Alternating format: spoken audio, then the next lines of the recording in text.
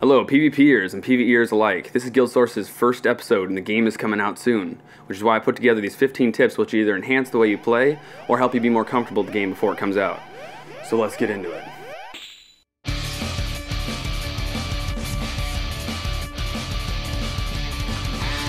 Alright, we're going to start with a basic one, but important nonetheless.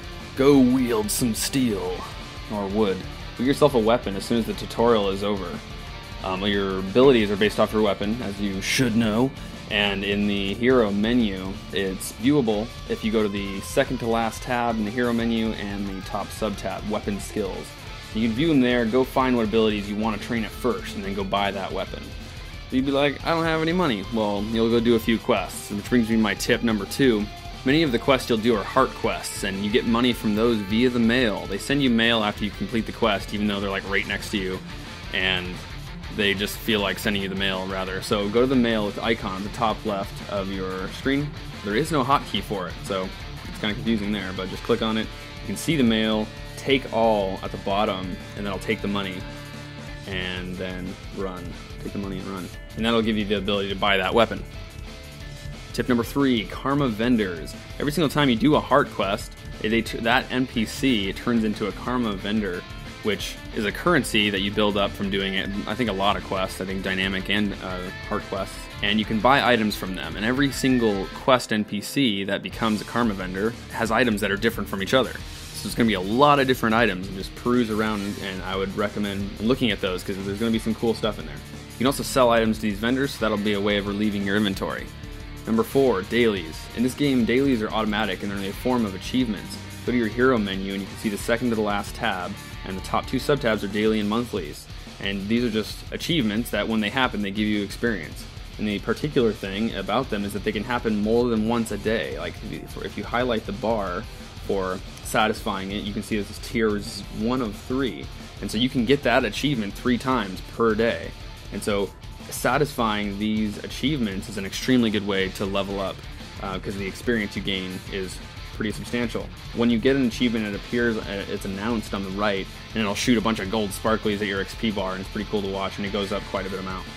Tip number 5, PvP access. The last tab in your hero menu, there's a button there that says go to the heart of the mists, and if you don't know what that is, it's like a lobby where you can practice your skills. You're level 80 and you have all your skills unlocked, and there's training dummies that you can walk around and do. There's different types of training dummies, and you also have access to all the PvP games and also to WVW. The other way to get to WVW is on the top of your screen. There's an icon for a world versus world. You can hit the B key and that'll also take you there. My favorite part, some cool settings that I found. Tip number 6 is fast cast ground targeting. You hit F11, it can open up your options, or you can go to the icon top left, and you'll find that in the top tab, the general tab, there's a fast cast ground targeting, which normal ground targeting is you click the ability, sort of like an alchemy sphere will appear on your cursor and you can cast it, so 2 clicks. This allows you to fast cast, which just means when you click the ability, it'll automatically do it to wherever your cursor is currently. So you can get really good at that, and it can be a lot faster and more efficient. And I just think it feels better once you get used to it, so I'd give that a shot. About face is the other option, tip number 7. Now this is an ability to turn around immediately, so even while running. So you can be running and you can immediately turn around. And where I found that's useful, there's many applications, but as an elementalist while wielding the staff in the fire attunement, there's number 4 ability is Burning Retreat, which shoots you backwards a really large amount and then does a trail of fire where you came from. And you can use the about face maneuver to instantly turn around and use that ability, which will shoot you forward where you want to go rather than backwards. And so I could see that being really useful. Number 8, auto loot, pretty self-explanatory, but I don't think it's default, so I'd make sure to set that. The problem with it is that you're going to have a lot of parts in your inventory, and then it comes back to using those karma vendors, which are going to be everywhere, and now you can sell your items to those people, and that'll clear up your inventory. Number 9, I'd bind your dodge key. The default way of dodging is just not good. I don't even know if it's B anymore. The B key used to help you dodge, but it's still a far reach and you can't do it while moving. The best way is to bind it to your mouse. If you have a mouse 4 button, I'd do that. That's what I do. Or you can do mouse 3. But double tapping the movement keys stops you while you're moving, and it's just not good. Just don't do it. Number 10, don't forget this one.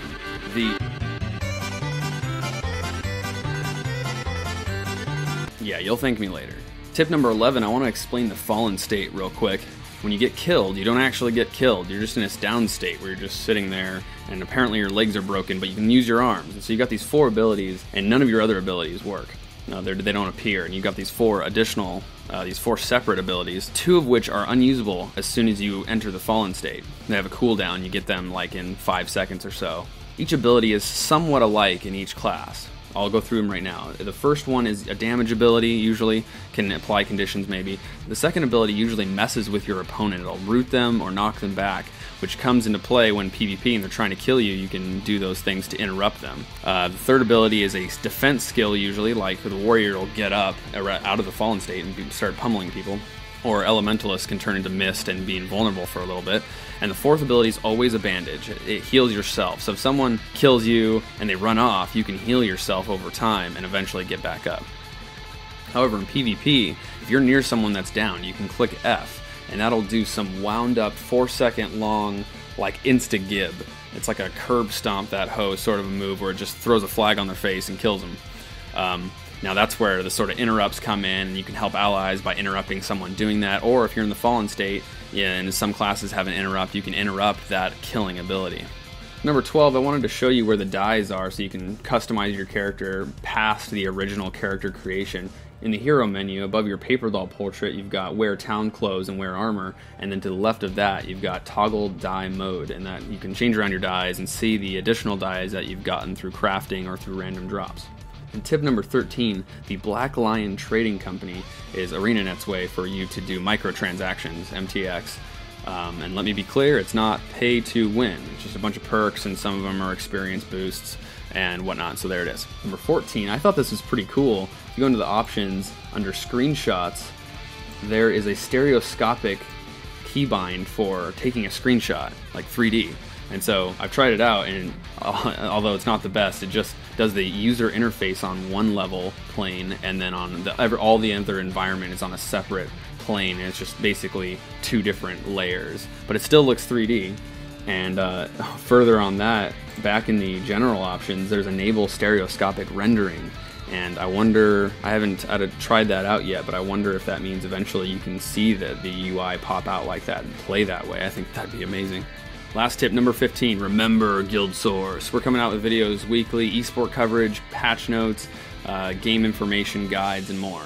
So make sure to key into us. Later.